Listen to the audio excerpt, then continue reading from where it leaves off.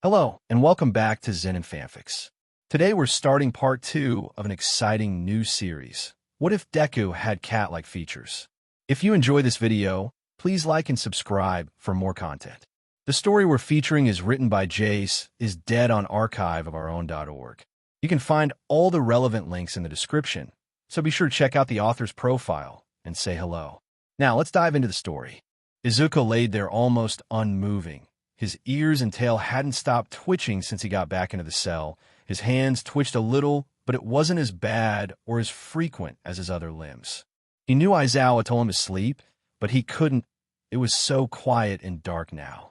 He had never been afraid of the dark. He even preferred it since his quirk felt stronger, but now it didn't feel right.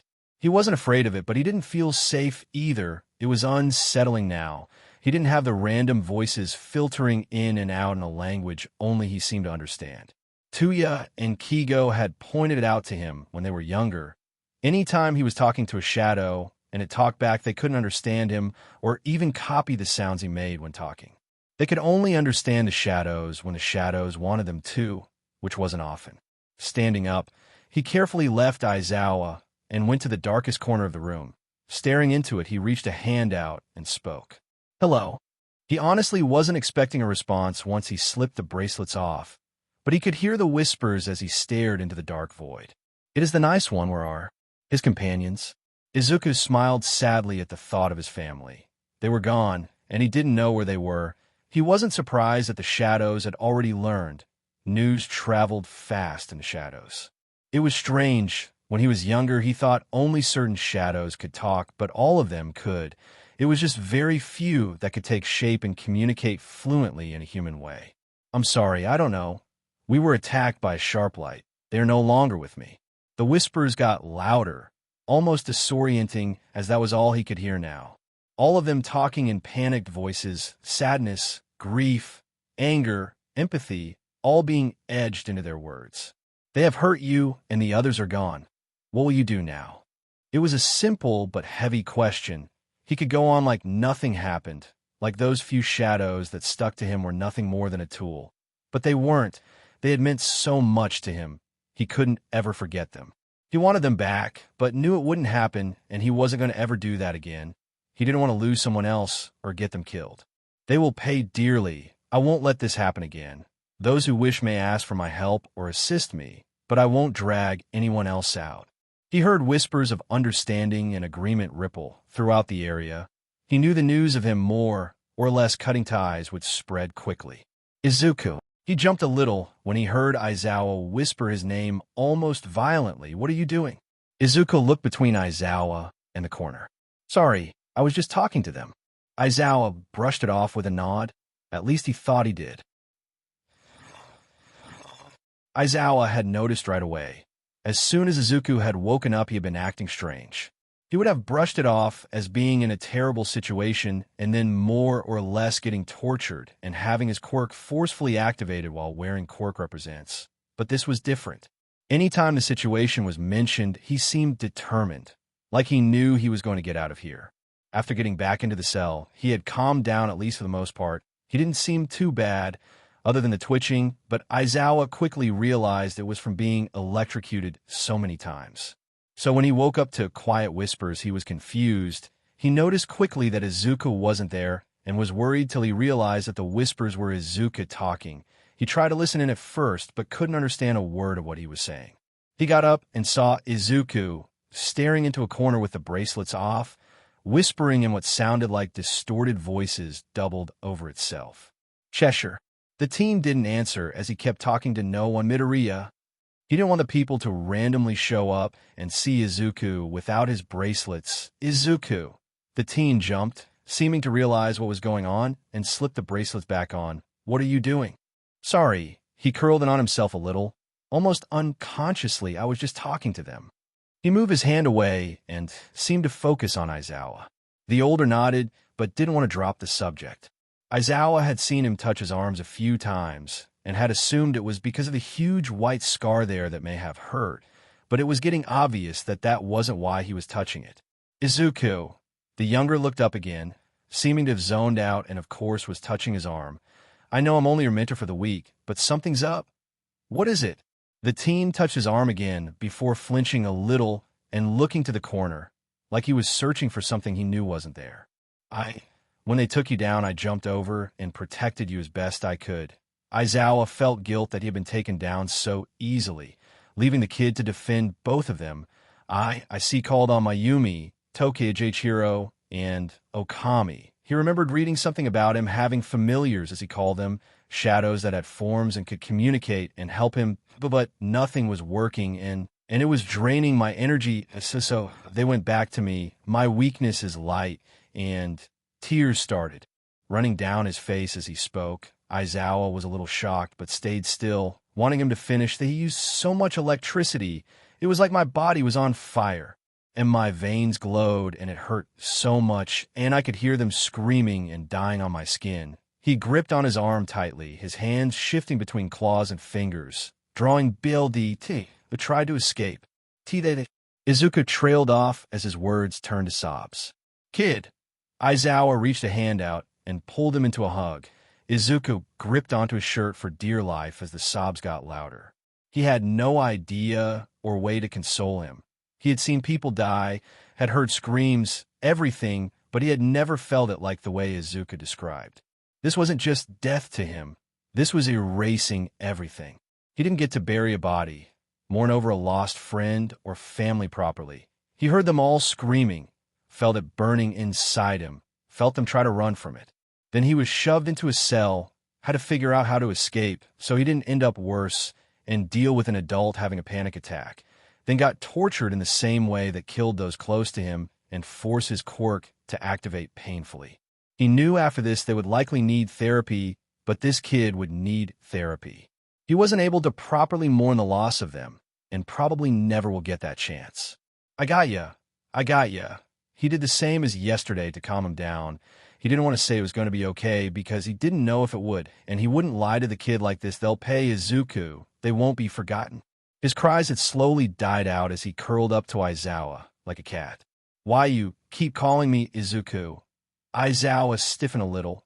He hadn't even thought about it. He just seemed to respond to Izuku more than anything else. I don't mind it. It grounds? Grounds me a little. Aizawa hummed a little. You can call me Shoyuta then. It was only fair. He knew after this it would be a surprise if they weren't somehow close.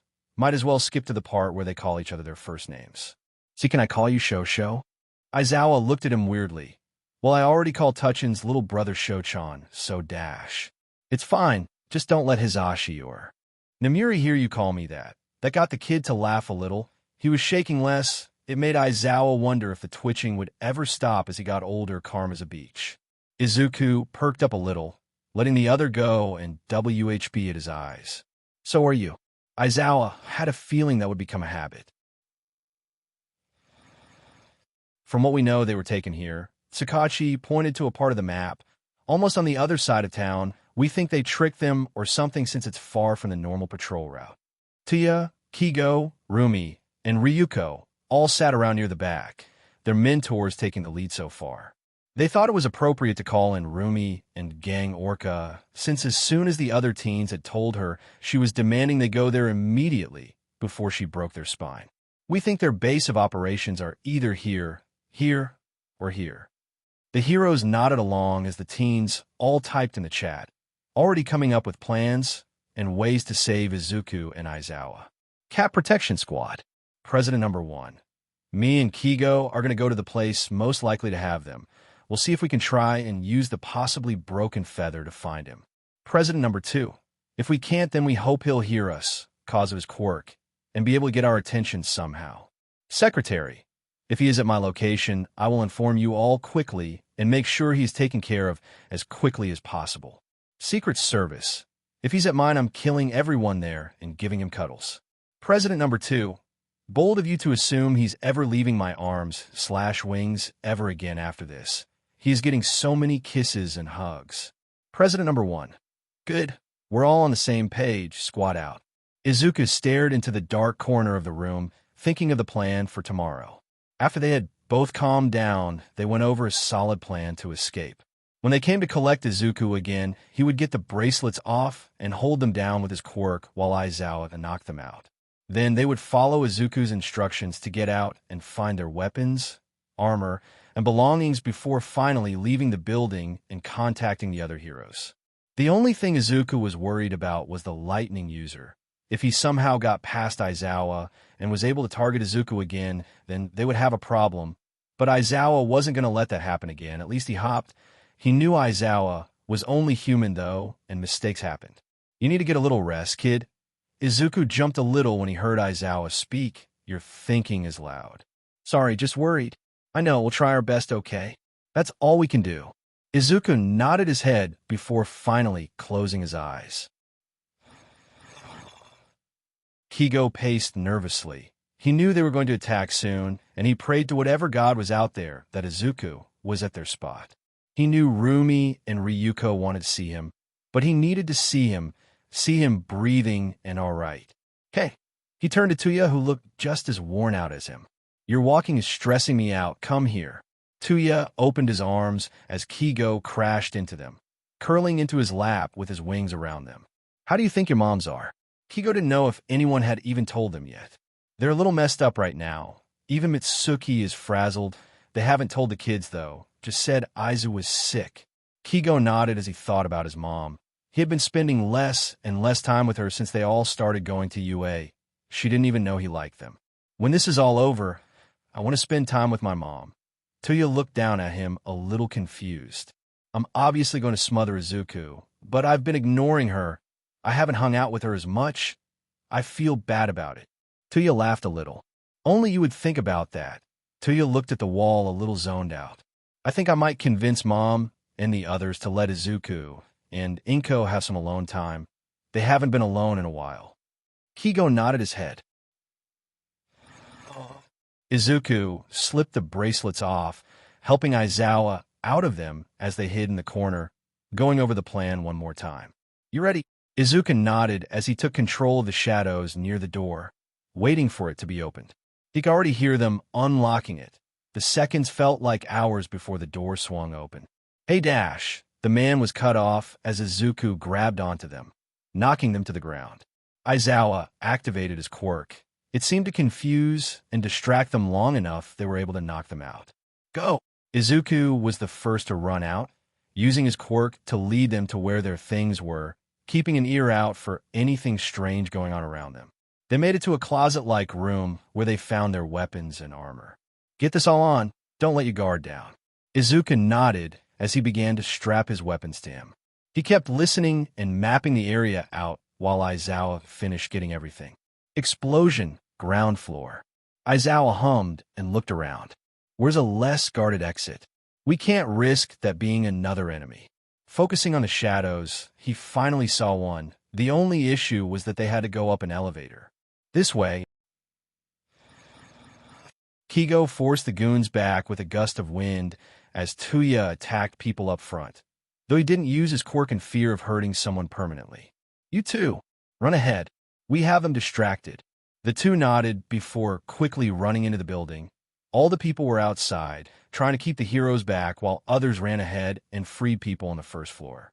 That's an elevator, Kigo pointed out. We haven't seen or heard anything. They might be kept further down. Smart thinking, Tweety. The two ran over to the elevator and stepped in, selecting the lowest floor, and going through them one by one will get him back. Kigo smiled at Tuya. I know. Izuku and Aizawa finally made it to the elevator, but stopped when they saw it slowly going down to them. Stay behind me. Izuku nodded and pulled out his staff, holding it to his side, while Aizawa got his capture weapon ready. The only sound they could hear was the quiet dinging of the floors and their breathing until it finally stopped, the silence stretching until the door opened. Well, seems we have some escapes. She lunged forward at Aizawa as the man from before went to Izuku. Izuku recognized the electric user right away, feeling himself shrink back before dodging a hit. He saw Aizawa holding off the other easily. Something was wrong. Izuku dodged again before falling into a shadow. He watched the person look around wildly before the picture became clear. They weren't fighting their captors. They were fighting Kigo and Tuya.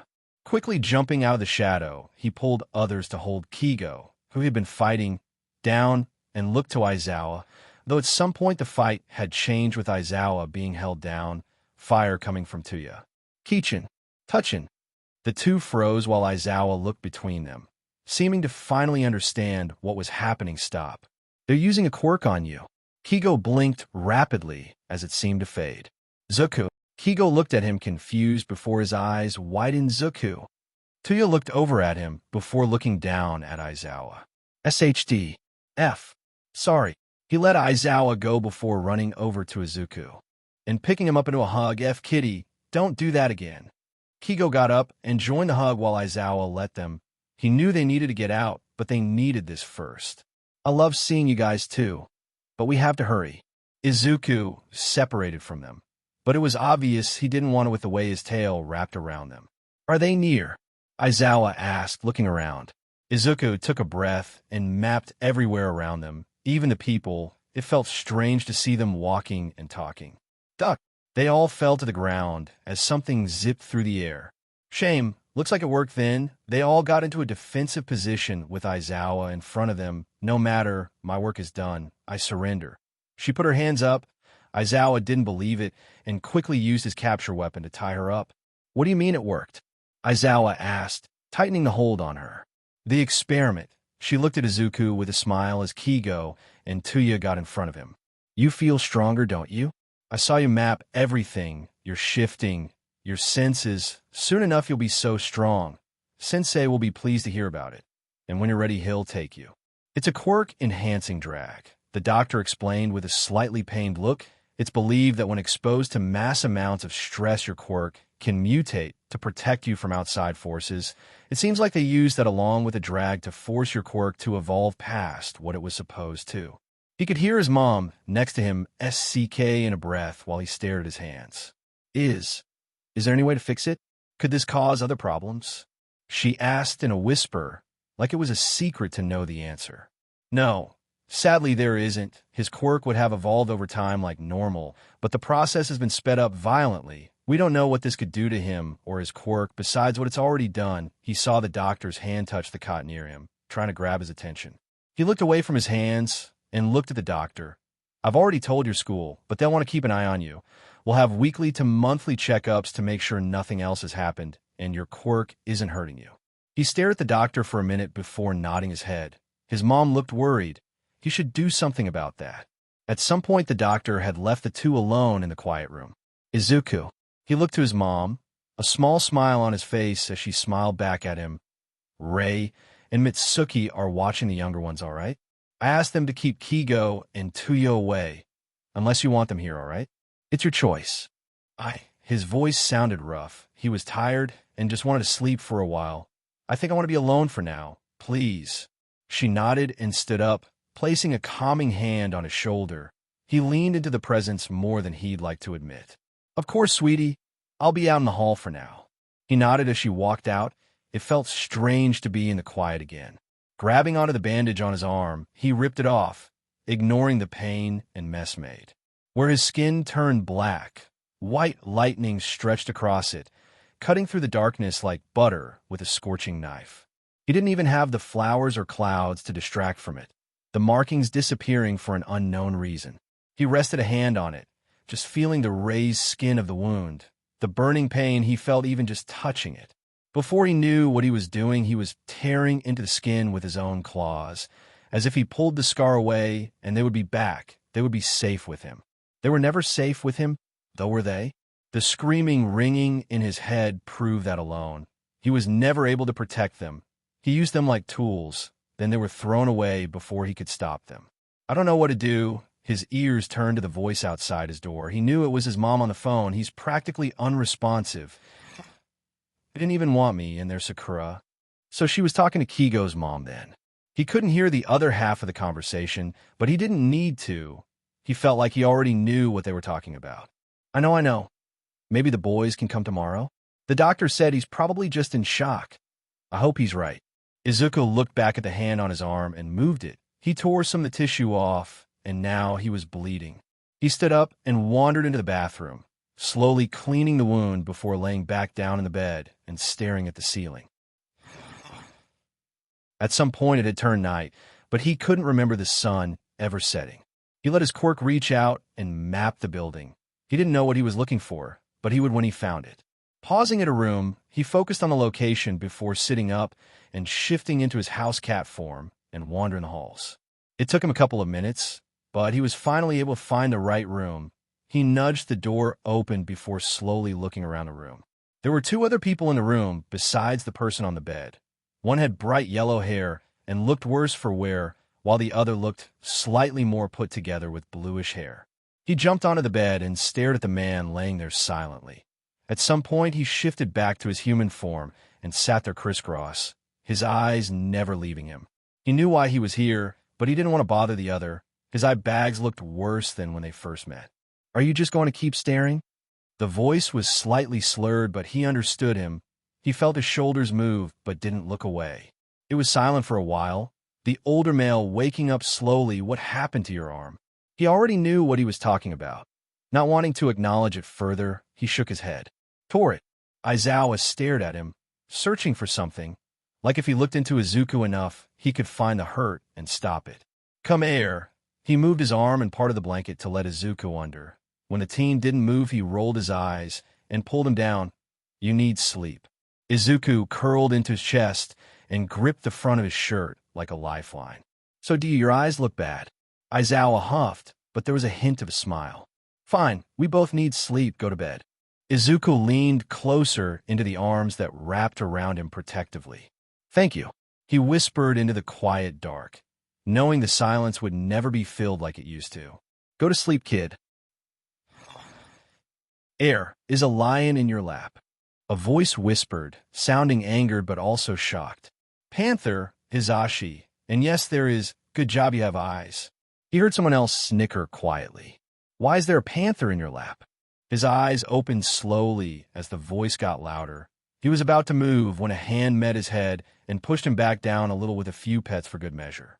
"Go back to sleep. You're safe." It was silent again as he drifted on and off consciousness. "There's a panther in my lap, Hizashi, because this is my intern who is stressed and needs to sleep. So I'm letting him sleep here.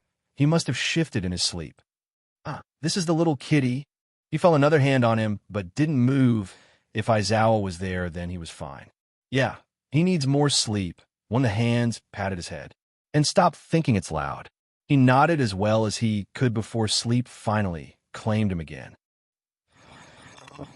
When Inko woke up to her son missing from his room, she almost broke down, crying right there.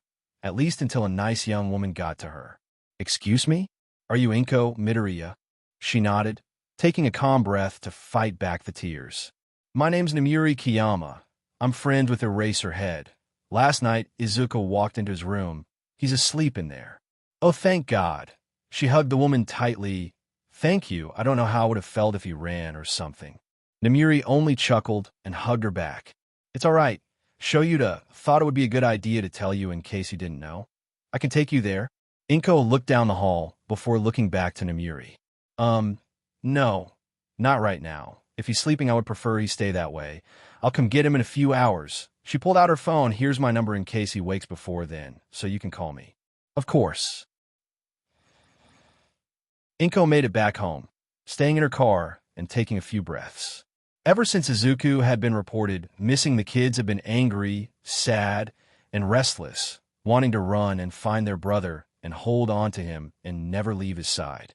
She jumped when someone tapped on the window. Seeing Rei, Mitsuki, and Sakura, she stepped out. "Inko, you look like SHD," Mitsuki said with a slight glare. "When was the last time you went to bed since the kids been gone?" "I'm not sure." She closed her eyes and rubbed her temples. "The kids will dash." She was cut off by Sakura. "The kids will be distracted with us while you take a nap. Long and good. I'll make sure to answer if you get a call, and wake you up if it's Izuku, all right?" Rei offered. The older four had been keeping them busy enough for now. "Let's get you to bed." The three lead her inside, quickly walking past the kids before letting her lay down. "Thank you all so much."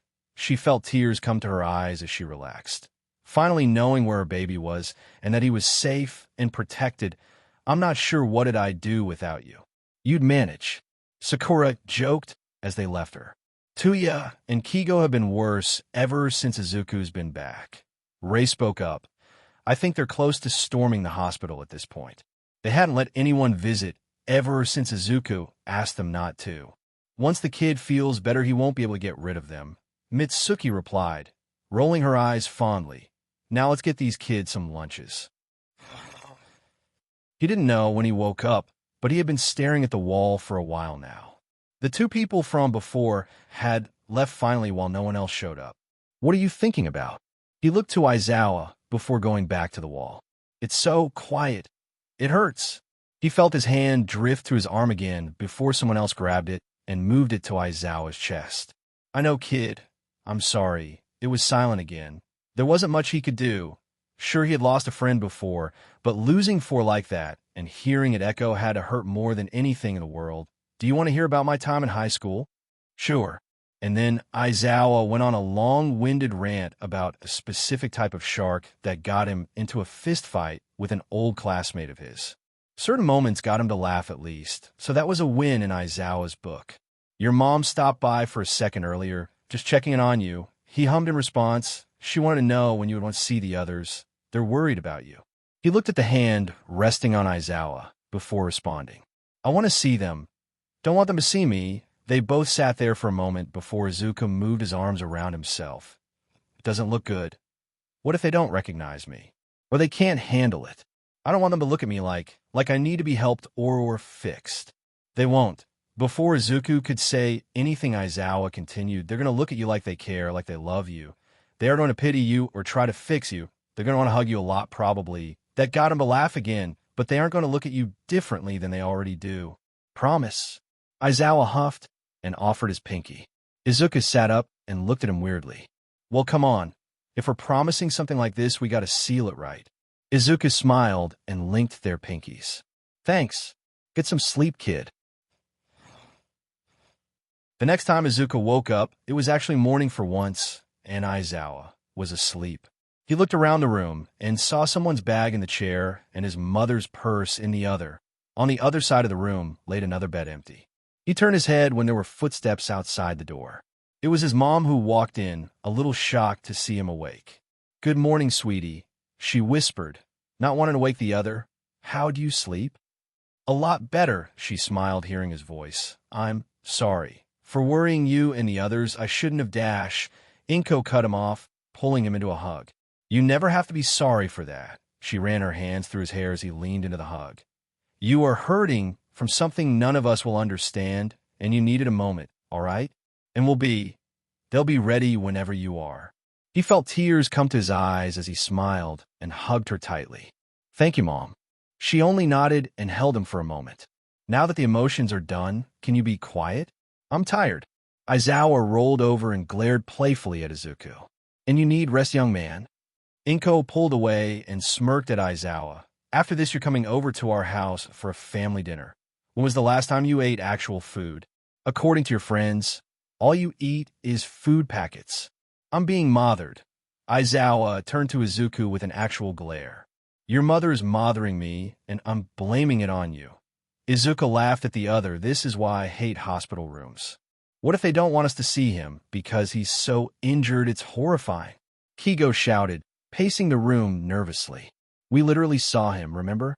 Tuya tried to reassure. He was just as nervous and panicky, but it was better if he was the calm one. No need for a burnt-down house. I know, but he sat on the bed next to Tuya and leaned against him. Why doesn't he want to see us? The red-haired teen sighed and held the other closely. I don't know. Tuya tried to think back to the escape. I want to know what the lady was talking about, whose sensei is what did they do to Izuku, and why the F would they take him? Kigo nodded along, not sure how else to respond. Hey, the two turned to see Sakura in the doorway. How are you boys? Kigo stood up and pulled his mom into a tight hug while Tuya stayed looking at the ground. I figure as much, but I come with good news. He wants to see you guys. What? They both shouted. Tuya jumped off the bed and ran past her. Why are we still sitting around then? We got places to be. Sakura calmly guided them out to her car, while Rei, Mitsuki, and Masaru distracted the younger ones. Izuku sat on his bed with shaky hands. He was glad that the medical staff finally gave him a shirt, so his bandages were more covered than before, though they weren't happy to find out he had made his injuries worse. Sitting crisscross on his bed, he tried to do what Aizawa had shown him to. Calm down.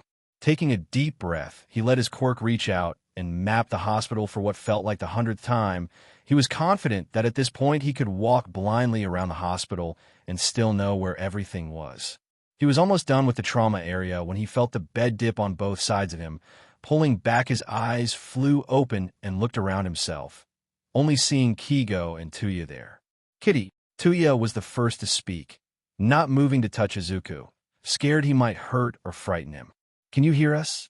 He looked to Kigo for a moment before pulling the winged teenager into a hug. He dragged Tuya into the hug as well, feeling tears come to his eyes. "I'm sorry," he whispered, the two holding him just as tight. "I shouldn't have pushed you away like that. I should have let you know I was okay." "Zuku." Kigo rubbed a hand down his back. "It's all right. We're just happy to see you." He smiled at Izuku, who only held him tighter. "Tweety's right. We just missed you." Tuya ran a hand through his hair. Is there a reason, though, that you didn't want to see us?" Izuku only buried his face into Kigo's neck, not wanting to say the reason. "Izuku." He only shook his head as his shoulders shook violently. Hey. Kigo tried to move Izuku away so they could see his face, but he wouldn't move. "Zuku, it's okay. We're not going anywhere." "I know. Just..." Tuya smiled sadly as he pulled Izuku against his chest.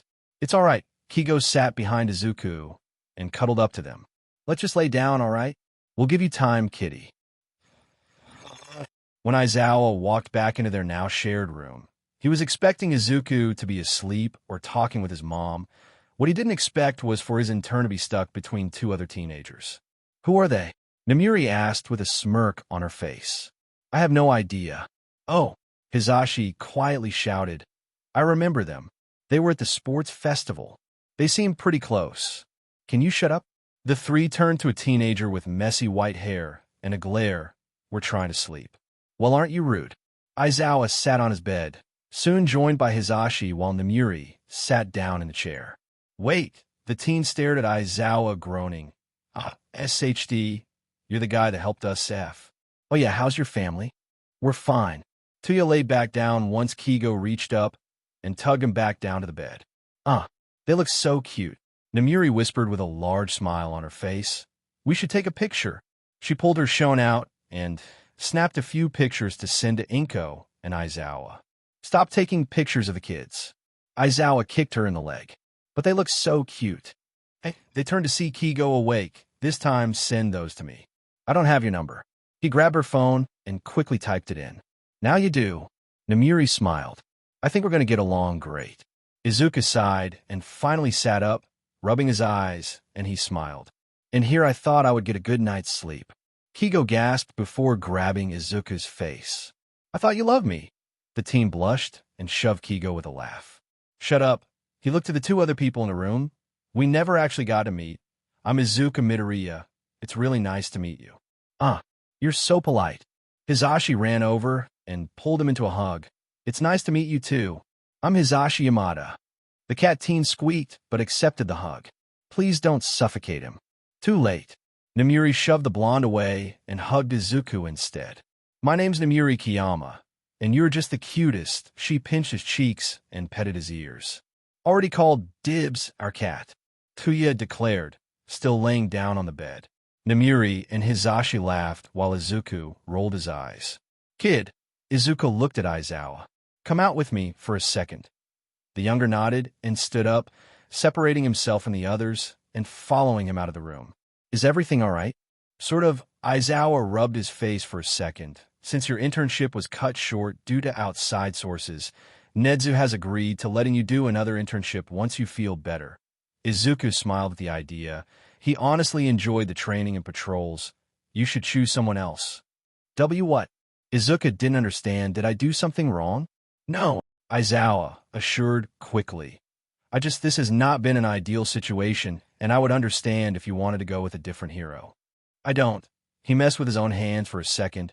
"I enjoyed training with you. It was a lot of fun. And you've taught me so much already. I want to keep learning from you." He looked to Aizawa, who was covering his eyes. "Are you crying?" "Shut up."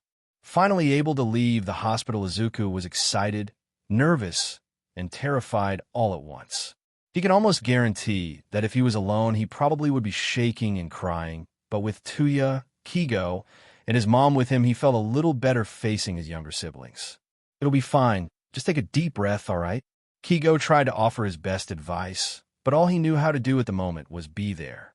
I know, but Dash. Inko cut him off with a wag of her finger. No, but young man. They'll treat you the same. They don't know anything unless you want them to.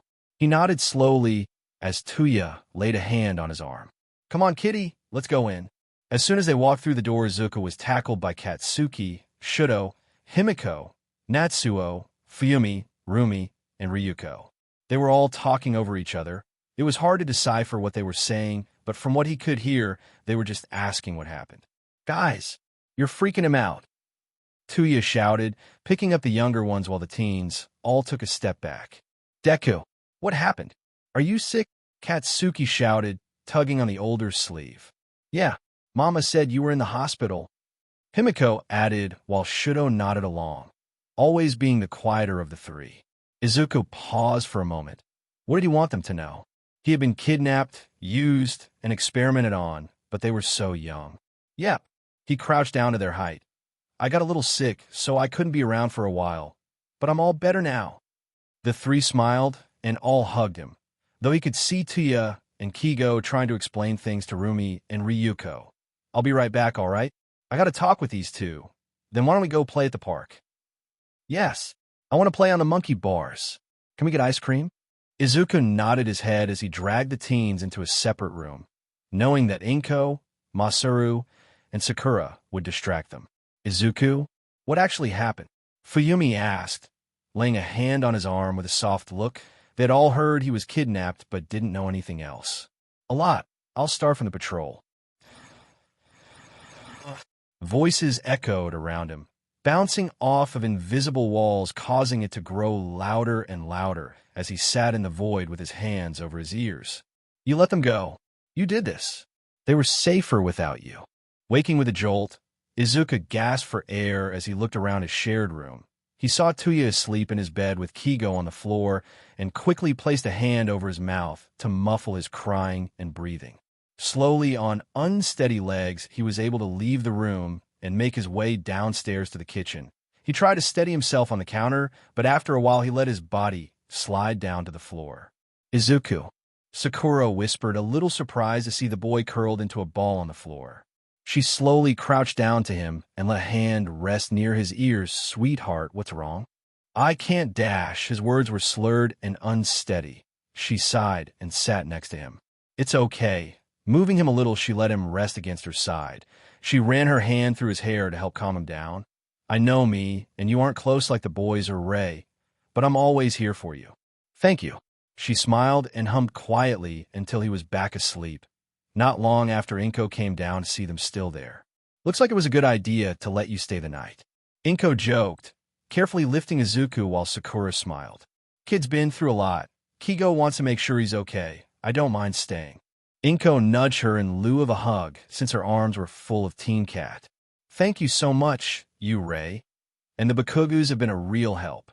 Slowly, the two made it back upstairs and opened the door, setting him back in bed and tucking him in before leaving. Let's be real here. Our families are going to be stuck together forever. The two laughed quietly before they went back to the kitchen to continue talking, Ray joining them not long after. Going back to school seemed like the hardest. It wasn't a surprise that news traveled fast about what happened. The school was receiving backlash from allowing one of their students to be attacked like that. It'll be fine, Izuku. Ryuko tried to reassure as they made their way to class. Many of the students already staring at Izuku. We'll try to keep it as peaceful as possible. Yeah. Rumi slung her arm around the cat hybrid with a large smile. No one's going to say SHD with us around. Izuku laughed a little, feeling comforted by his friends while Tuya and Kigo stood behind and in front like guard dogs. You two are ridiculous, Izuku deadpanned, looking at the two boys. Stop walking like that. It's weird. No chance, kitty. Tuya wrapped an arm around his other shoulder. We are now the guard dogs, and these two are the support. Is it cause we're women? Rumi joked, though it threw Tuya off. Of course not. I don't know, too. Seems a little sexist to me. Kigo added with a smirk, making the fire user glare. I hate all of you. Class had been pretty calm, at least calmer than normal. Anytime someone so much as looked at Izuku, the 4 teens would glare, and before anyone could walk up to him, Nedzu would call their name to have them do something else. Think he's doing it on purpose? Rumi asked, leaning back in her chair. Oh, definitely. He knows what we're doing.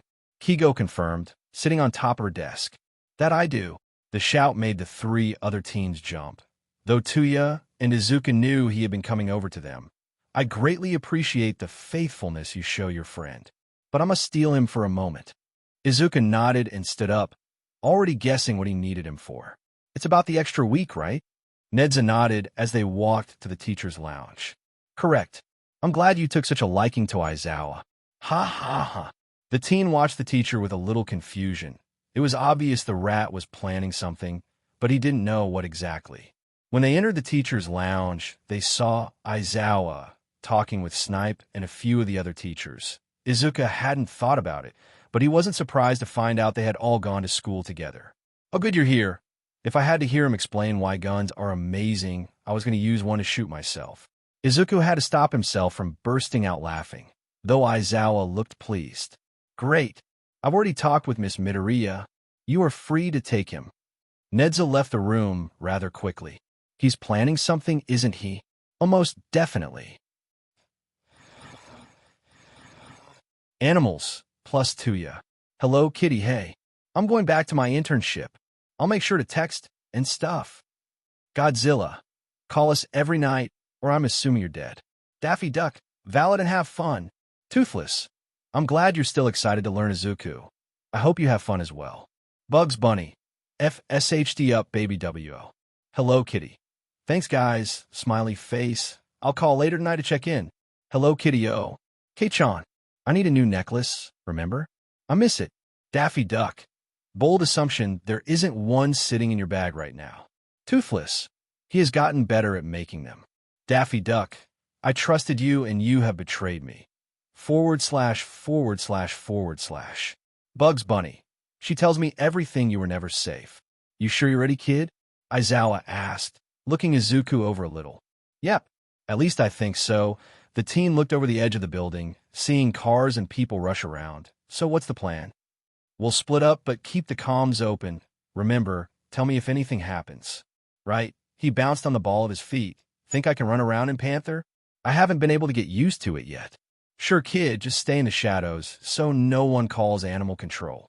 With a nod, Izuku shifted, still able to feel the calm in his ear. Taking a deep breath, he began running and jumping the small gaps between buildings. After a few seconds, he stopped and perched on the edge of a building, looking down into an alley where a man was harassing someone. Shifting back for a moment, he whispered into the comm. Guy in the alley, it looks like he's trying something. Be careful and keep me updated. He hummed before shifting back and jumping down, letting himself slowly slink out of the shadows with a low growl that got the man's attention. Why the F? His words were slurred and movement sluggish. The person behind him seemed thankful for the distraction and took the chance to run. Holy SHD. Not letting the man get away. Izuku chased him before pouncing on him, slamming the man into the ground and knocking him out. The other person ran, but I knocked the guy out. I think he actually pissed himself. Gross. Leave him there and keep patrolling. Izuku got off the guy before scaling the building and running again. He had to admit that his panther form was becoming his favorite. As much as he liked being a small house cat, being a large, deadly animal had its perks, like scaring someone. After an hour of check-ins and running around, Aizawa called it good and had him meet back up on the roof. Have you heard anything about the group? Izuku asked. Even if it had only been a week since the incident, he wanted to know anything he could. No. Still no updates. Even with that woman in custody, they haven't gotten anything. He nodded in understanding. Any updates on your quirk? Not really. My transformations are faster, and they think my shadow travel is getting faster too. Aizawa stared at him for a moment. You're hiding something, Izuku. The cat hybrid froze a little before laughing awkwardly. Yeah, I am. He looked at his hands for a moment, his eyes meeting the familiar black before they traveled to the white scar hidden under clothing. They think I'm getting unstable. How so? I'm transforming in my sleep. My ears and tail never stop twitching. When I transport with the shadows, they stick to me for hours, dripping off like water. The list goes on apparently, but that's all they've told me. Aizawa hummed, opening the door to the agency and waving to his co-workers. When was the last time you consistently used your quirk? The silence was enough to answer. That's what I thought. For the rest of the week, I want you to use your quirk as much as possible. But aren't you always telling people they rely too much on their quirks? Those people do, but you're not using yours enough. If you want to get better, then you need to train with your quirk. Izuku nodded along as they made their way back to the sleeping quarters. He could hear crying. At first he thought maybe it was a dream, but when he pinched his arm and nothing happened, he knew he was awake. Sitting up, he looked around the room to see Aizawa still asleep. So what was making the noise? Letting his quirk stretch out to the world around him, he searched for whoever was crying. No one else in the building was awake, but there were a few people outside. Shosho, he nudged the other lightly. Getting a groan in response, someone outside is crying. It's a kid. Seeing a little more, he spoke again. I think he's lost. He's covered in something, though. Aizawa groaned louder, but sat up. Get dressed, then. Let's see what's up. Quickly getting dressed, Izuku was the first one outside. Aizawa, trailing behind him lazily. Looking around, he couldn't see the kid, but he could hear him. Over here. He led Aizawa around the back of the building. When the older showed signs of finally hearing it, he knew they were close. Go house cat kid. Don't want to scare them. He nodded and quickly shifted before jumping onto Aizawa's shoulder and hiding in his scarves. After a moment, they were finally able to find the kid. They were hidden behind a dumpster, quietly crying to themselves. Their clothes looked ragged and covered in BLD. Hey, the child froze at the voice, looking to Aizawa with fear. I'm not going to hurt you. He lifted his hand a little. Are you okay, though? Hurt anywhere. Hey, are you a hero? I am. So, is my friend here. Taking the cue, Izuku hopped off his shoulders and sat in front of the kid, who looked at him in wonder. Is it okay if he turns back to normal? We don't want to scare you. See, can I pet him? Izuku nodded, walking closer to him. Wait. He stopped and stared at the kid. When I pet my dog, he disappeared. Is he going to disappear too? What do you mean? I was holding, and then he started to turn to dust. Is he going to turn to dust? The two heroes looked at each other before Izuku turned back to human. Is it okay if I see your hands? What if you go away? I won't. I promise. The child hesitantly showed him his hands. Each of his fingertips looked like they were covered in something. I think he has a touch-active quirk, which means we can't touch his hands, and he can't touch us. Not exactly. Izuku took his own gloves off, ripping off 2 fingers from each one. Can I see your hands again? This will stop us from going away. Slowly putting the gloves on, Izuku was happy to see they hadn't turned to dust yet. All right. My name is Cheshire. Can you tell me your name? He offered his hand to the kid. The kid stared at it for a moment before slowly and shakily taking it, almost crying tears of joy as Izuku didn't change. The kid quickly latched onto Izuku, crying into his chest. Whoa. Hey, it's okay. I'm okay. The kid kept crying before hiccuping out a few words. But they aren't. Izuku looked to Aizawa, who seemed just as shocked. Let's get him to the station. Getting him there had been the easy part. Since he hadn't let go of Izuku, they could just have the team carry him around. Getting him to answer questions had been the hardest part, though. With him crying and refusing to talk to anyone besides Izuku and Aizawa, it had become clear that the two would need to do the questioning. Can you tell me your name?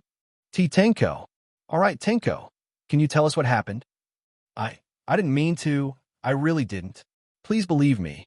I didn't dash. He cut himself off, dissolving in his sobs once again.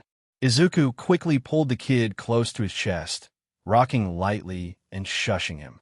Sure, it's okay. We know you didn't do anything wrong. He slowly quieted down, but didn't try to say anything. Sighing, Aizawa turned to his intern. I'll have one of the officers run his name and description to see what we can find, see if you can get him into some clean clothes. Izuku nodded, watching Aizawa leave before looking down at Tenko. Hey, Do you want to get clean? I bet those clothes are really uncomfortable. Can I keep the gloves? Of course you can. They're a gift. Now let's get you cleaned up. Picking up Tenko and taking him into bathrooms, he helped the kid get out of the clothes before throwing them into the trash. Using the paper towels, he was able to clean away most of the BLD and dirt, showing the kid only had a few scrapes and bruises.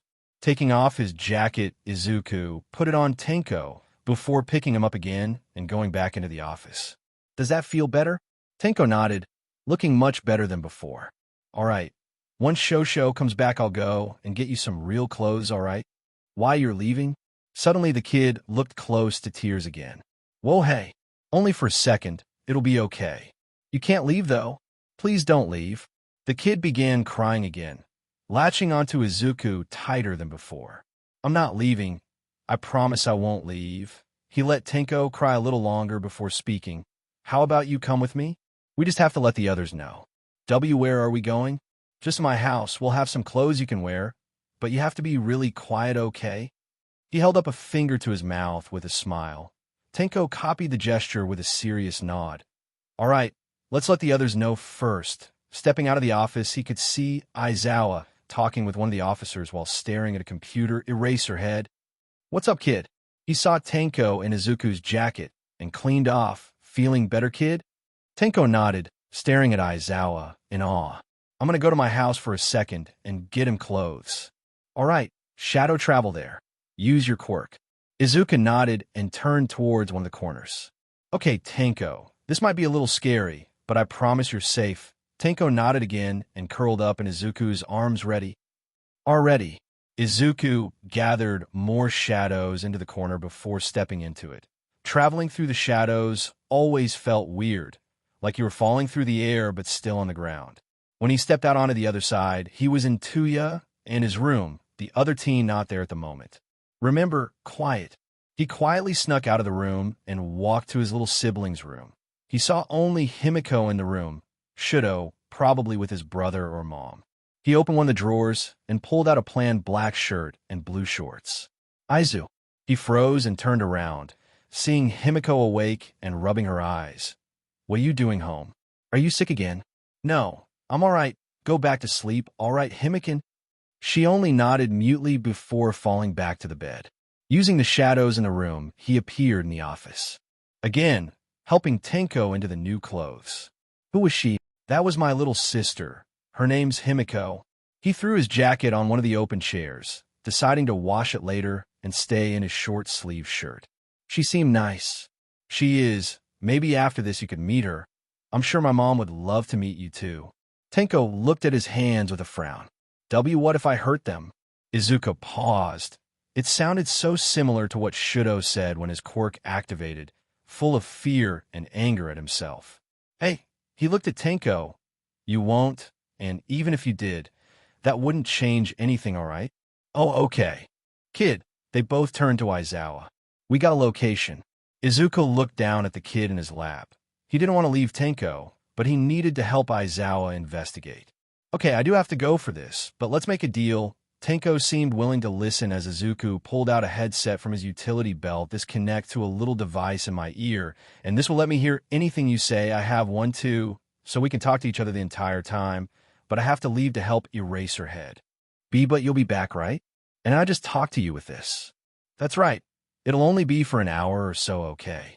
Then I'll be right back, but you'll have to stay here, okay? I can do that. Izuku smiled and ruffled his hair. Good. He helped Tenko turn on and put the comm in his ear. Now, when you want to talk to me, just speak into this, and I'll hear you, okay? Okay. Izuku nodded and gave the kid one more hug before following Aizawa out of the station. He led them over to a group of cars, seeing the detective sitting in the driver's seat. See Cheshire. Izuku pulled his mask on and changed the mic settings so the others wouldn't be able to hear him talk. I'm here, Tenko. Is everything okay? Sorry, I just wanted to make sure that. It's okay, Tenko. Why don't I tell you about my friends? You wanted to meet Himiko, right? She seemed nice.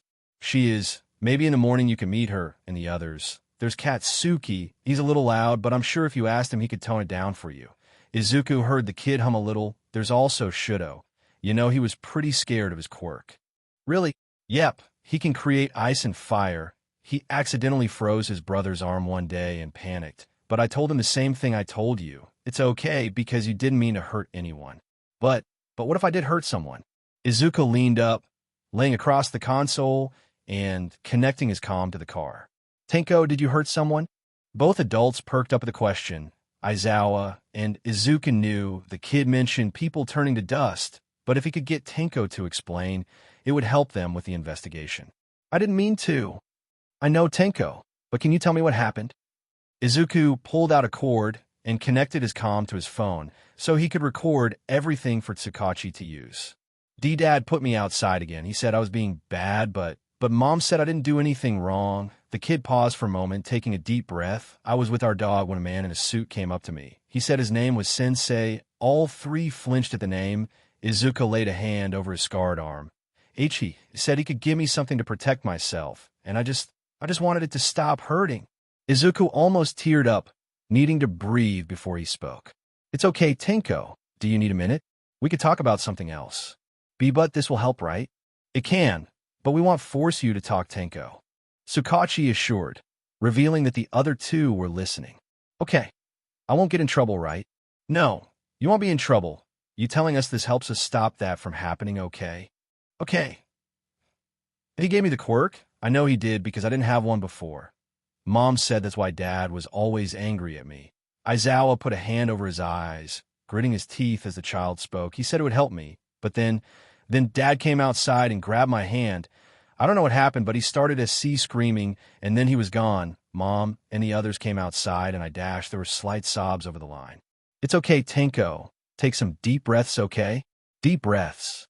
I grabbed Mom, and then she was gone, and it just kept happening until they were all gone. I didn't mean to, I promise. We know. Izuku looked to the others. We'll be back soon, okay? PR promise? You want leave still? Promise. Tsukachi nodded outside, showing they were at the location. Izuku nodded back and disconnected his comm from the car as the other two got out. Do you have a favorite color, Tenko? Izuku asked, pulling his mask up as they wandered around the back of the house. I like red. So does Himiko. I have a friend with really bright red wings. I'm sure he'd love to show you. When they entered the backyard, they all froze, seeing ashes surround a circle, likely where Tenko had been standing. Really? Is he a bird? Izuku pretended to laugh as Tsukachi took pictures while the two went inside the house. His name is Kigo, but his hero name is Hawks. As they went further into the house, it all felt wrong. Everything looked just a little too perfect, so different than what Tenko had hinted at, but Shudo has red hair. Whoa, I wish I had red hair, mine's just black. I think it's nice. Your eyes are red though, right? Going into the basement, they saw more signs of abuse, scratch marks on the door with old BLD, belts hanging up, and even more disgusting things they had a hard time looking at. Moms were red too. Hannah had red eyes too. They climbed back up the stairs. Who was Hannah? She was my older sister. I think I hurt her. Would she be angry with me? No, Tenko, I don't think she would be. Okay, I'm really tired. That's all right. Why don't you grab my jacket on the chair and get comfortable? Aizawa nodded outside, where Tsukachi was waiting. We'll be back soon, okay? Okay, Ken Dash. There you are. Izuku froze at the voice, getting Aizawa's attention. IT didn't sound like anyone at the station. Tenko, who's in the room with you? Aizawa's eyes widened as they both rushed out of the house, the underground hero explaining what was happening to Tsukachi. It's Dash. Who are you talking to? IT sounded angry now. Tenko, I need you to hide, okay? Go to the darkest place you can find, and don't come out till I'm there, all right. He turned to the others and pulled his mask down. I'm Shadow traveling there. Grab the kid and get the hell out. You want to have backup. Izuku nodded and ran to one of the shadows. There was shuffling on the other end of the line. He could hear the voice taunting Tenko. Where are you hiding, Tenko? I went into a closet, I think. Stay there. I'm coming. He appeared near the front of the police station and looked through the windows. He didn't see anyone inside, though. Silently opening the door, he ducked behind the desk before covering his mouth.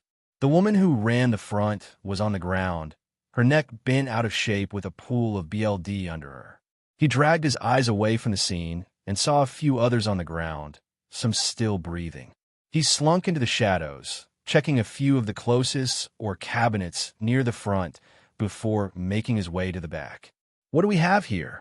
Izuku dragged shadows onto his staff, creating the axe and aiming it at the man. He looked almost exactly like Tenko had described, other than the fact the man didn't seem to have a face. Ah, it's you. What did you do? He knew Aizawa told him to get the kid and leave, but if this man had already seen him, he didn't have much of a choice. Sadly, some of these people were in my way, but don't worry, the same won't happen to you or the child. You're both too important for my plans.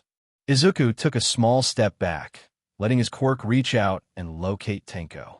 Neither of us are helping you with anything. Interesting creature, aren't you? The man ignored him and took a step forward, tortured and changed for a greater cause you know nothing about. You know nothing about me. I know everything about you, Izuku Midoriya, or do you prefer Cheshire?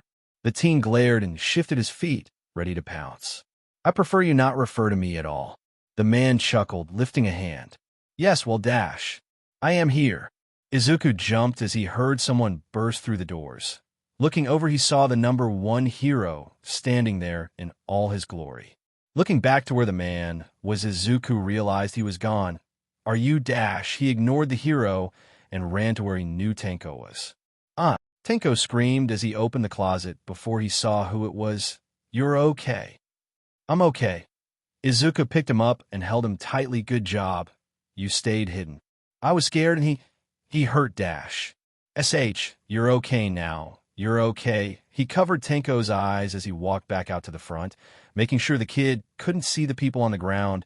Please tell me an ambulance is on the way. All Might nodded hesitantly. As soon as the detective called me, he informed me that he would be sending medical personnel. Izuku let out a sigh. You both seem awfully young to be in a police station. I'm a hero in turn. We found Tenko earlier and Izuku trailed off a little. Can you take him for a moment? I should see who's hurt and if they need help. Young dash. Tenko, this is All Might. Do you know who he is? The hero stopped and looked to the child who nodded, smiling at him. Okay. He's going to watch you for a few, okay? I'll be right back. Okay. Izuku handed Tenko to All Might, who didn't seem capable of arguing with the teen. Taking a deep breath, he tried to remember what supplies he had on him. Shaking his head, he ran back in and listened for heartbeats and breathing. He checked over the ones with fainter heartbeats, first to see if there was anything he could do before checking on all of the others. From the initial attack, he could tell there were at least 3 dead, 6 heavily injured, and 2 knocked out. What scared him was that a lot of them were lucky. They were also lucky the man attacked while most of the officers were out. When he heard the sirens getting close, he went back out front and took Tenko. Tenko, some nice people are going to come here and help people, all right?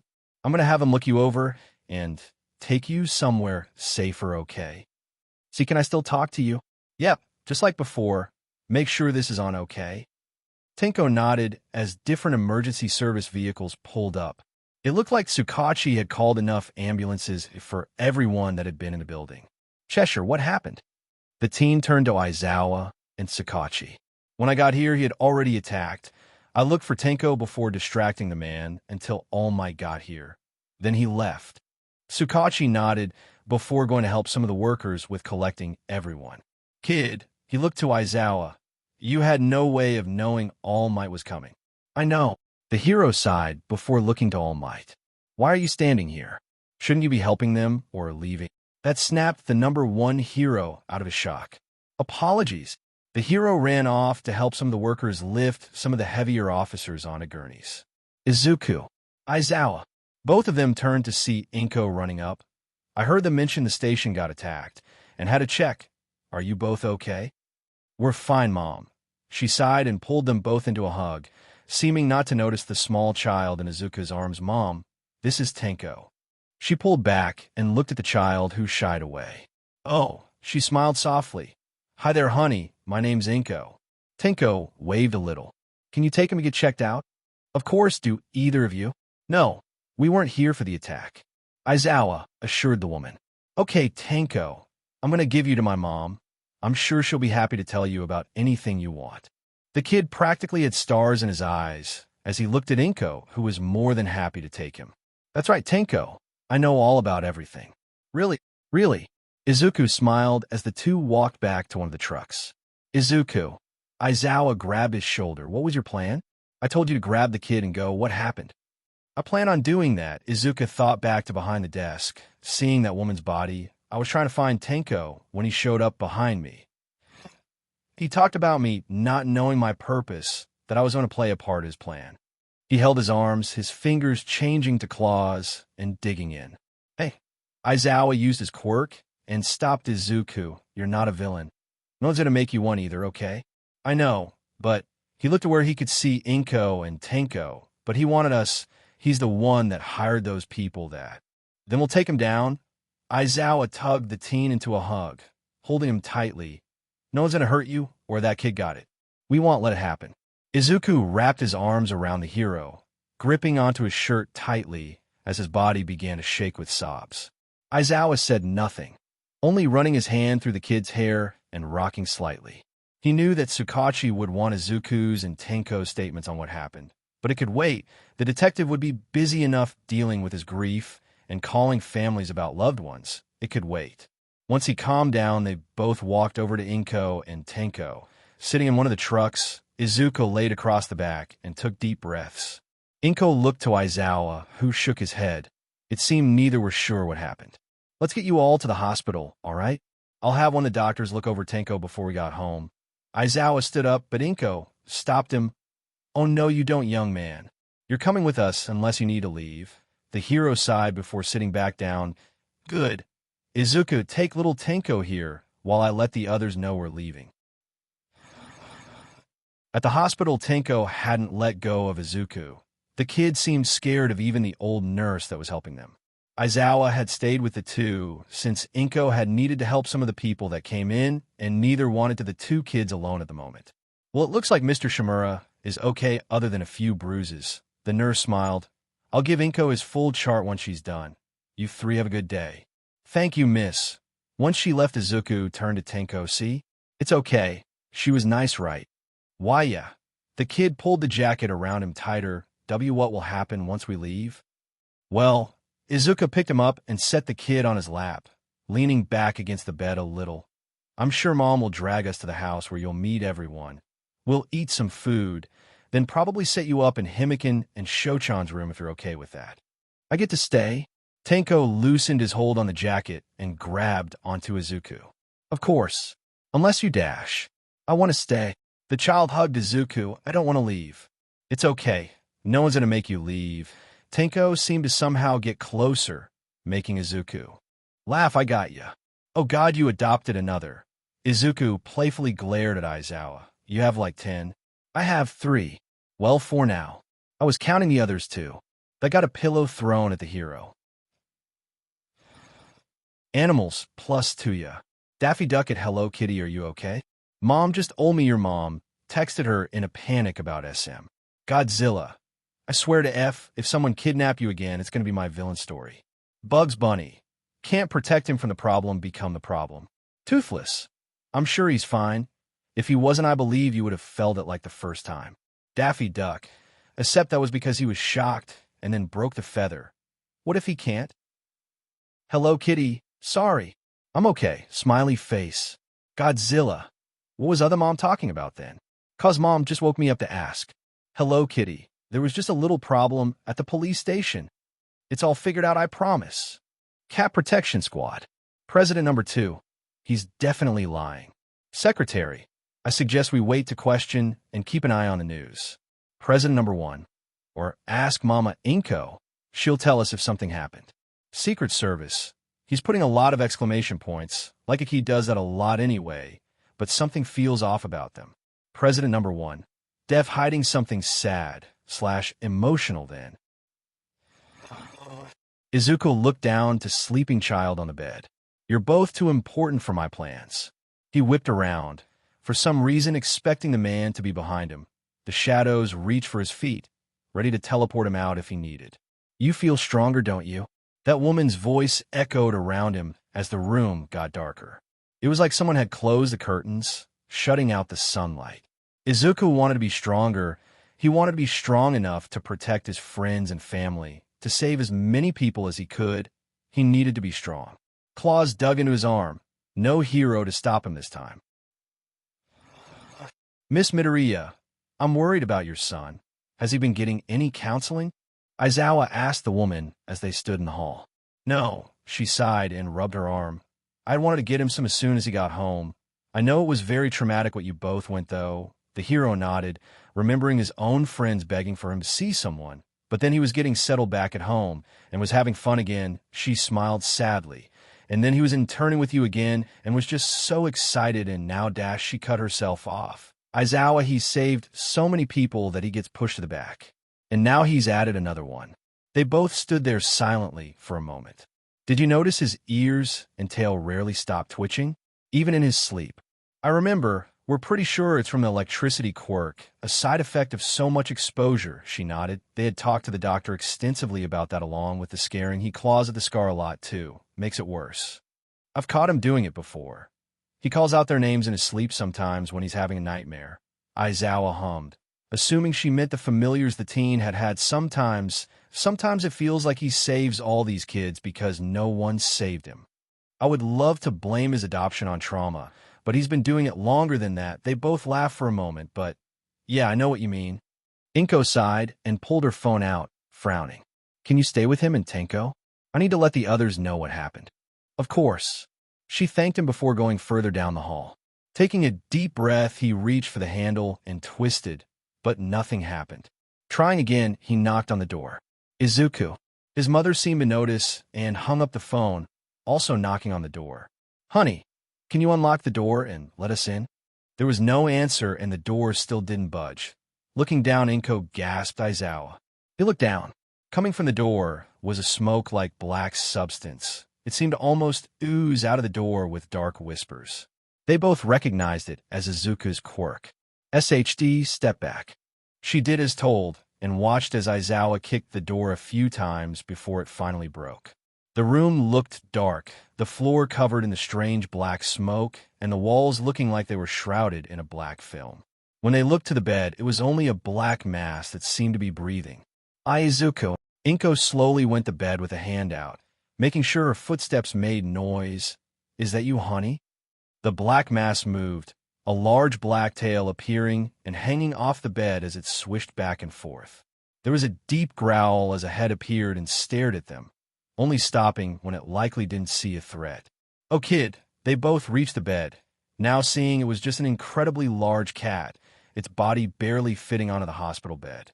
Its body seemed to move and drip onto the floor, creating the smoke. Can you understand me? He knew in-house cat Izuku could speak and understand them clearly, but in panther form he had trouble talking clearly. A large paw batted lightly at his capture weapon before turning back to his mother, nudging her hand with his head. I think he can. Aizawa agreed with her. Aiza, honey, can you change back?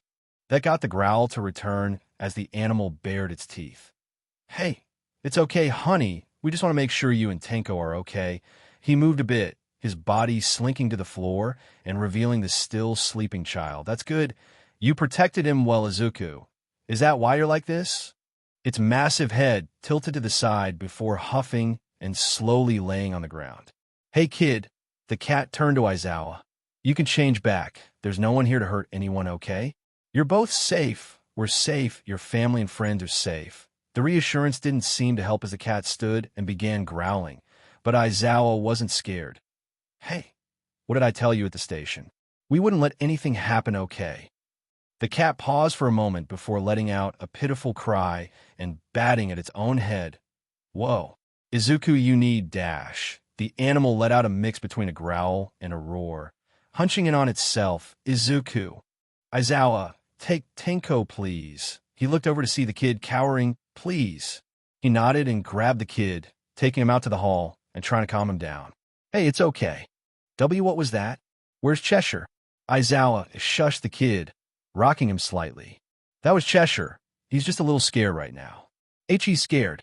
He moved to look back into the room where Inko was quietly talking to the large animal. But he'll be okay, right? Aizawa looked into the room. He could confidently say Izuku Midoriya was important to him. The kid had carved out his own little spot in Aizawa's own small heart, right next to Namiri and Hisashi. I hope so. Izuku, it's okay to be scared. The cat yelped again as it shook its head. It's okay. We aren't scared of you either. We just don't want you to hurt yourself. The form began to flicker as the smoke on the ground dispersed. That's a baby. It's okay. Mama's here. Mom. Izuku was sitting on the ground, his claws in his hair, as Bailey dripped down his arm. Did I dash? You could never hurt anyone, baby. She opened her arms, immediately catching her son as he sobbed. It's okay. No one's hurt. You're okay. I am not. They did something, and I can't control it. She shushed him softly, petting his hair. I could have hurt you, Shosho, or Tenko, and I couldn't have dash. He choked on his own sobs. I couldn't have stopped myself. I barely know what was happening. You didn't hurt us. They both turned to see Aizawa and Tenko. The child looked ready to hug Izuku. You could never hurt us. But Dash, why you told me it was okay? Tenko patted the teen's unbloodied arm. It's okay, Cheshire. I'm sorry, Tenko, I dash. Don't apologize, kid, you did nothing wrong. Aizawa slowly helped the teen up. Now we're going to leave your mom with Tenko, and then we're going to go get a doctor to look at your arm, okay? All right, Mom Dash. It's okay, honey. I think I'll call the others so they can see their new brother, okay? Izuku smiled brightly, even though he was still crying. Thank you, Mama. Once he got his arm wrapped up, he was left alone with Aizawa. Want to explain? Izuku looked at his arm for a moment before sighing. I don't know what happened. He took a deep breath. I thought about what that man said and the woman that took us, and then I just felt weak, I guess. Like I couldn't protect them, and then I couldn't protect myself, and then Dash, he put a hand over his mouth before he could say much else. Izuku, Aizawa sat next to the teen. I might only be a little older than you, but I've been in this industry, so you can tell me okay? It's not that, this is going to sound bad, but it's not that some people died. He rubbed the back of his neck. I wish I could have helped them if we had taken Tenko with us, if I'd stayed, or I don't know. Hey, he grabbed the teen's shoulder. I understand that your feelings are complicated. You've barely gotten a break from everything. You now have 2 adopted little siblings, your friend's family also living with you, wanting to be a hero who can help people, and I've lost track of what I was saying, but I get it. Thanks, Shosho. Izuku balled his fist before sighing. I think I should get a therapist.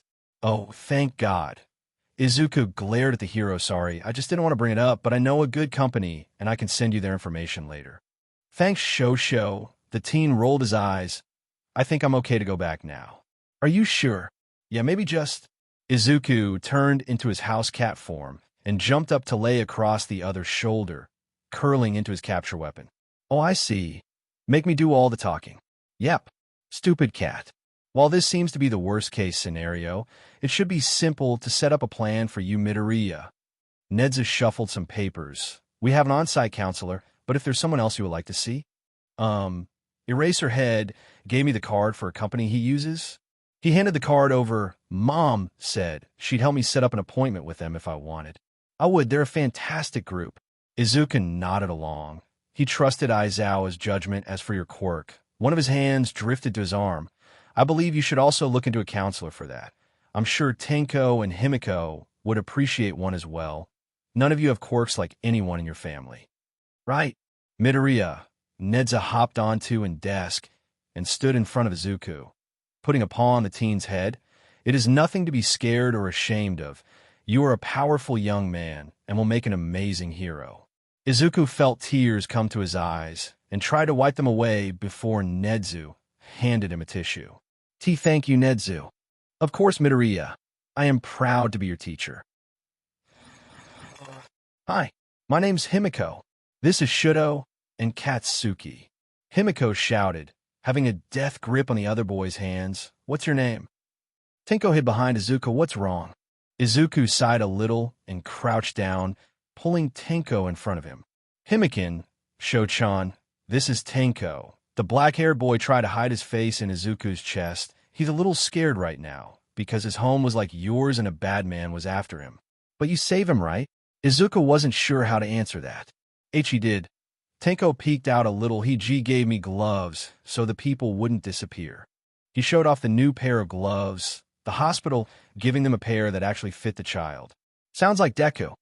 Katsuki shouted proudly. My name's Katsuki Bakugu, and I'm going to be the next #1 hero.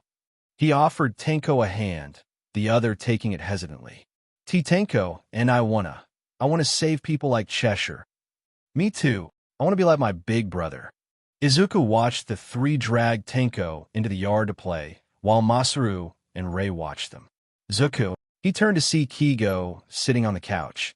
Can you come here for a second? Yeah, he sat down next to the other. Where's Tu-chan and the others? They're helping Mitsuki and Inko with something, so it's just us. Izuku felt slight dread at the words, Izuku, you've been avoiding us.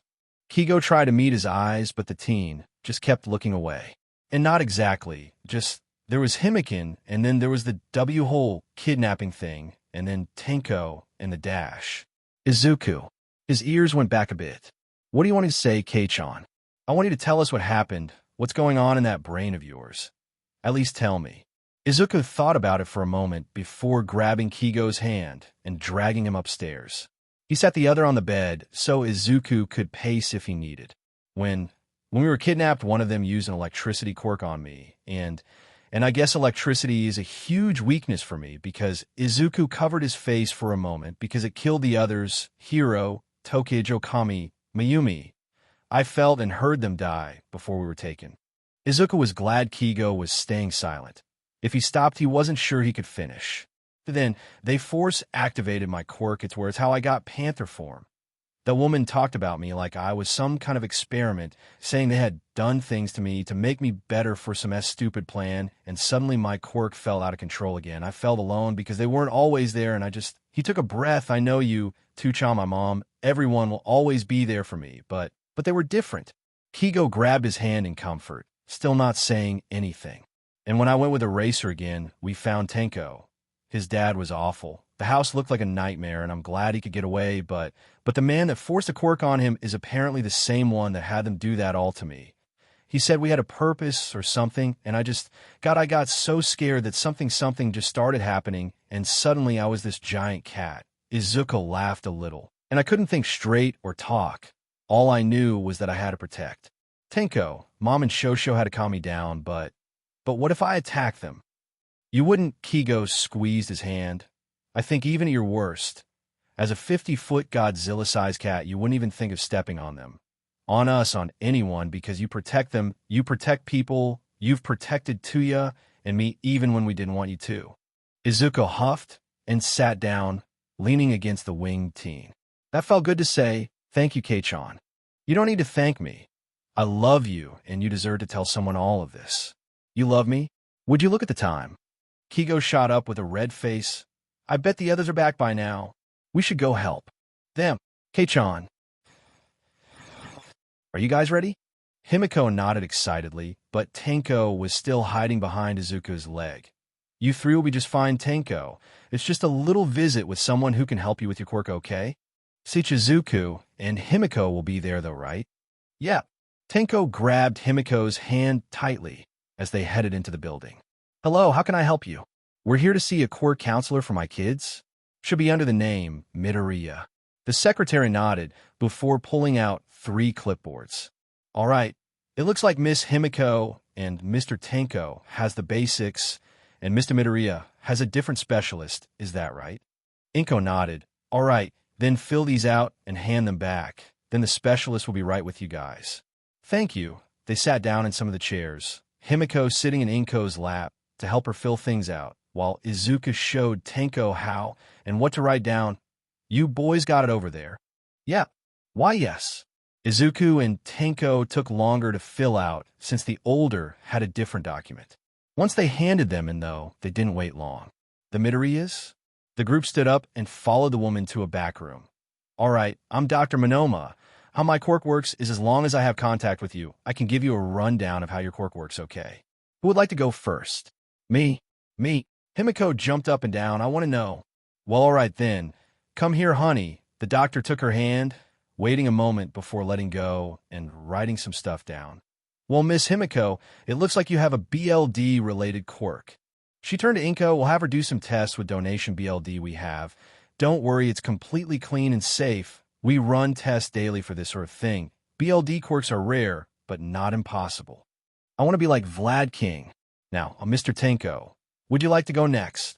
The younger was hesitant, but nodded and offered his arm, still nervous to let strangers touch his hands. The doctor did the same as before. It seems like you have an interesting quirk, mostly touched base, which explains the gloves. It also seems like a mutation of some kind. Well, have you touched some old boxes, okay? As long as it doesn't hurt anyone.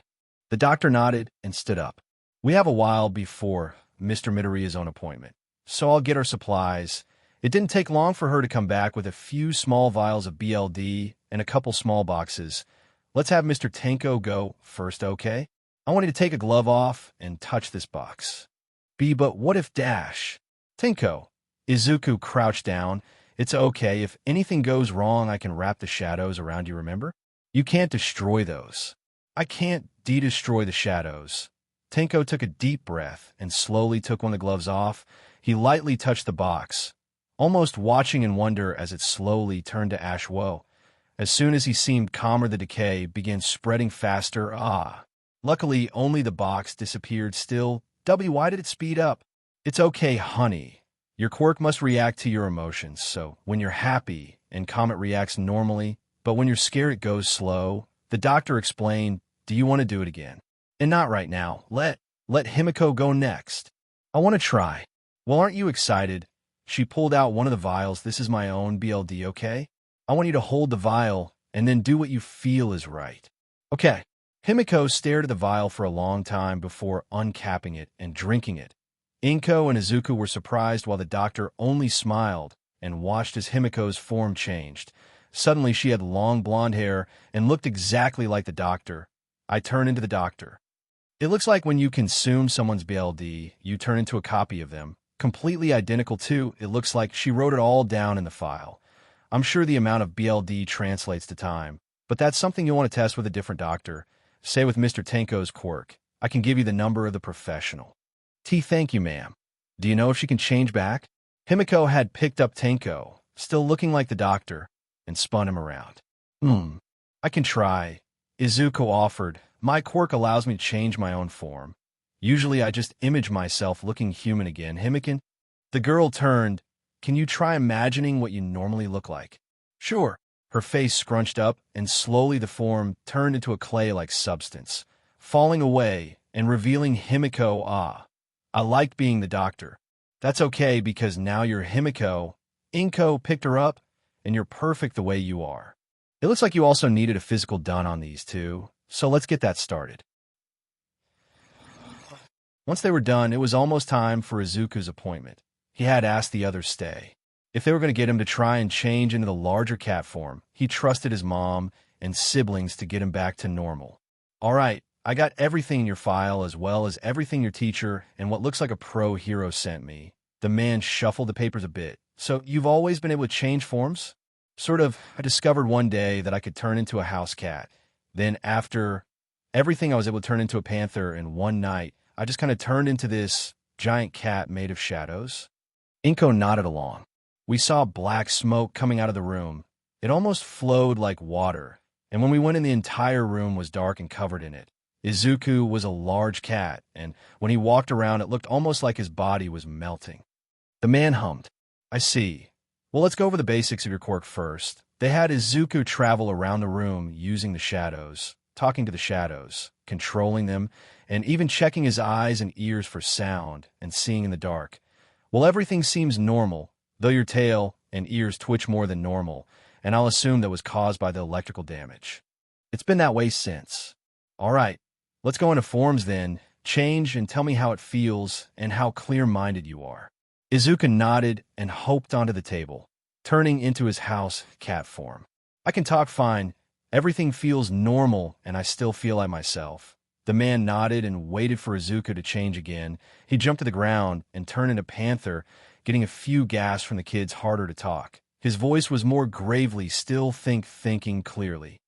Okay, before you change again, I was warned, and we're prepared if something goes wrong. So don't be scared. Right?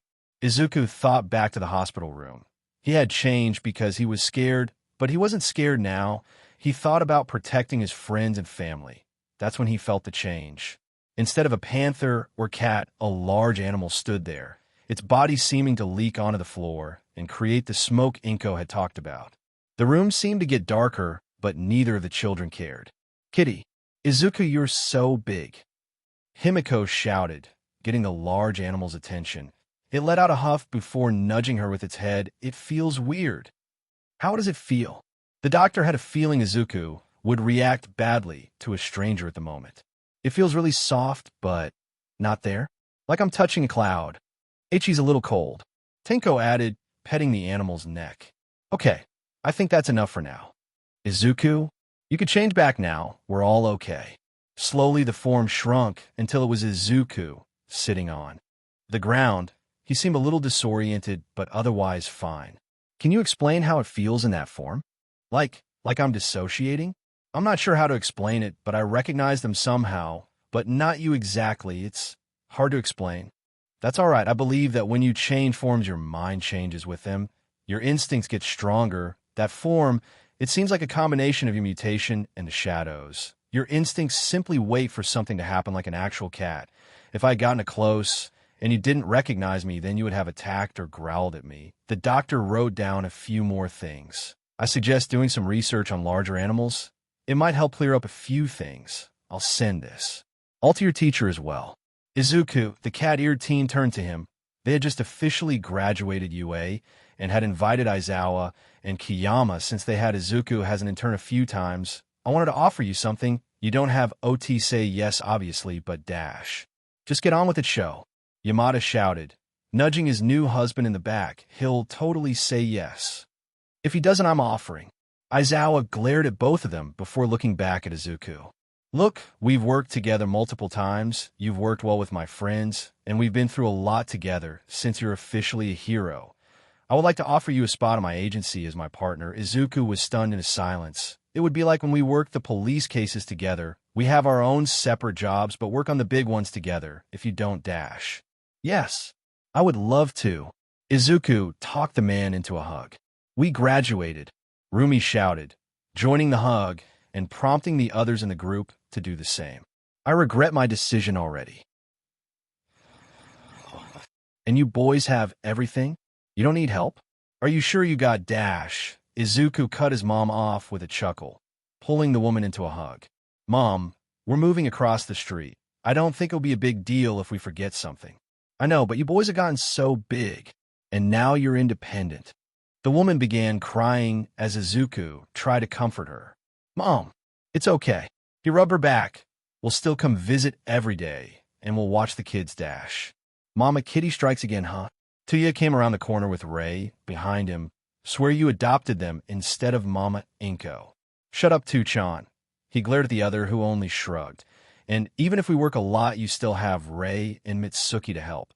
Even Sakura said she'd visit often." "I know, but I'll miss my boys so much." Inko sobbed harder as Tenko and Himiko joined in trying to calm her down. "Don't worry, Inko. I'm sure we'll grow tired of Kitty and throw him back over the fence." Shudo came up and punched Tuya in the leg. "Ow, brat.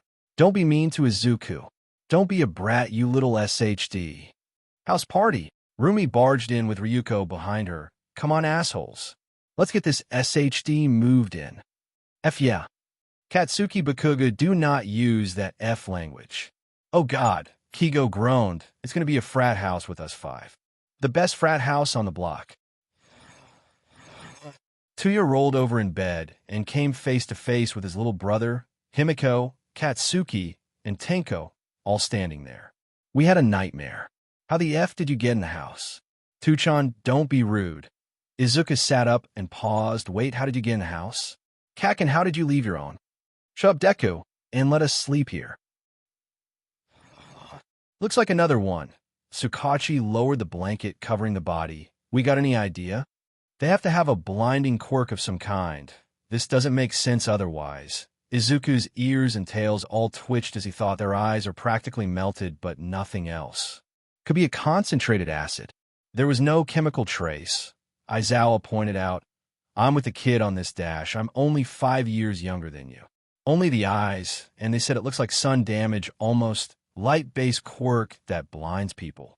All right, we'll bring that up and have someone build a profile. You two head out. Finally, bye, detective. As they went back to the agency, Izuku could tell something was up with Aizawa. The pro was more hunched than usual and kept looking to the other. All right, show. What is it? What's what? You want to say something? The pro sighed. I hate that you know that. Izuku only chuckled, taking a moment before changing into cat form and hiding in Aizawa's scarf. I also hate that you know this too. It's what makes us good partners. Now spill. I'm sure you already told Hizashi and Namuri. Aizawa hummed. I did. He took a deep breath. This decision will affect our work. More specifically mine, but I've already prepared for that. Since you're my partner, though it's important you know this. He looked to the cat. Nedzu, as the principal has offered me a teaching job as UA, he wants me to take over the hero course for him. Whoa. Izuku was surprised. He knew Nedzu planned for more things for the school, but this would be a big change. That's amazing, show. I'm so glad you took it. You're a great judge of character. I take everything back. Izuku threw the folder down in front of Aizawa. You've only been here for 2 years, and you've expelled both classes. That you didn't have potential. I think you raised his bar, Izuku. Kiyama teased. He just wants another Izuku. What I want is for kids not to be so cocky and stupid. They got themselves expelled. Izuku sighed and sat down, spinning the chair a bit. Can't argue there. I just hope when the others come you'll be more lenient. You don't want me to be lenient. True. They've all worked hard and deserve to be treated as such. Izuku pointed to one of the students' names, except some of them just annoyed you. They shouldn't have been so rude to the other students then. So, you guys all change your last name? Yep. You're looking at Tuya Himura. He shoved the papers in Rumi's face. It's Mom's maiden name. We all changed them. Won't that be an issue when you inevitably marry these guys? She gestured to Izuku and Kigo, who were both now blushing and looking anywhere but Tuya. Nah, we'll just hyphen all of our names. If you propose like this, I'm going to cut you. Kigo shouted, we deserve the best, Tuya. Jesus, pretty bird, okay. I brought the children. Ryuko walked into the large house with the 4 teens behind her. Where's the brats? Rumi came around the corner and immediately grabbed Katsuki and Tenko, my favorites. Let me go, you bunny beach. Hi, Rumi. Himiko ran further into the house and tackled Kigo as soon as she saw him. Vampy, Birdie. Tuya rolled his eyes at them as he came to the entryway and stared at Shudo. What? No love for me.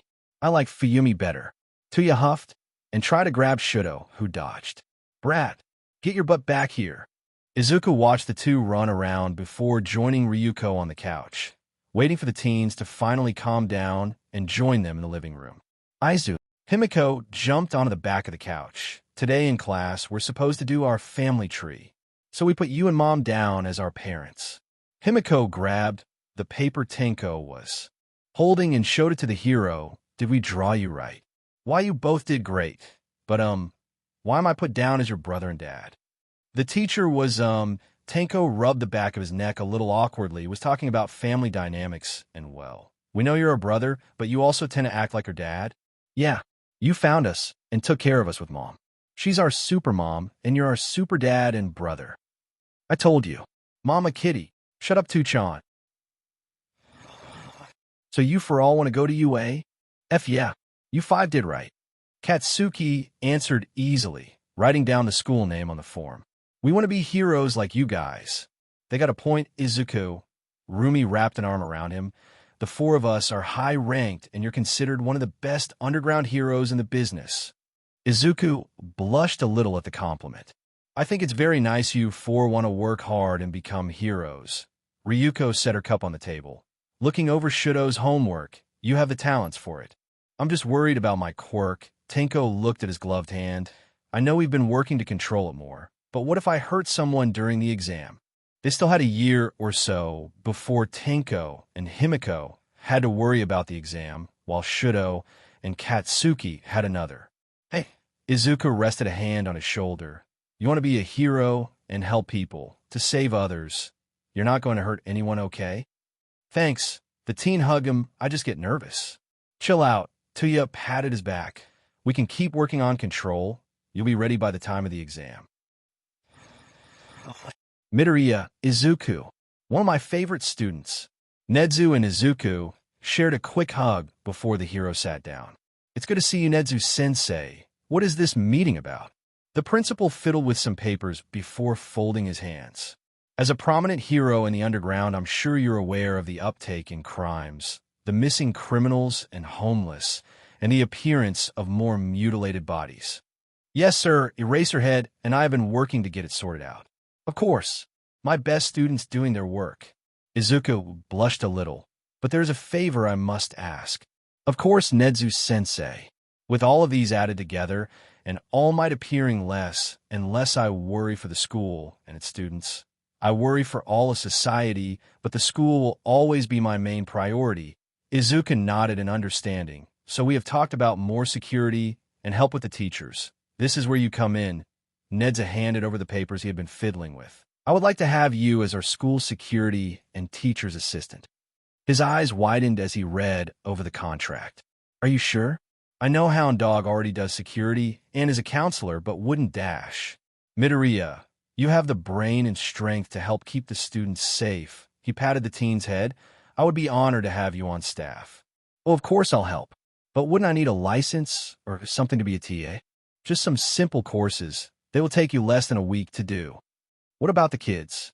They want to go here, and I don't want them to Dash. You being on staff will not affect whether or not they get into the school or the hero course. I promise you. He took a deep breath. Then I would love to take the job. Thank you for joining us on this journey through What If Deku Had Cat-like features. We hope you found it as captivating as we did. A big thank you to Jace is Dead for creating such an engaging story. Don't forget to visit their profile on archiveofourown.org for more fantastic works. The link is in the description below. If you enjoyed this video, please give it a thumbs up, share it with your friends, and subscribe to Zenin Fanfics for more intriguing explorations into fanfiction and fantasy. Your support helps us create more content like this, and we love hearing your thoughts and suggestions in the comments section. See you soon in the next video.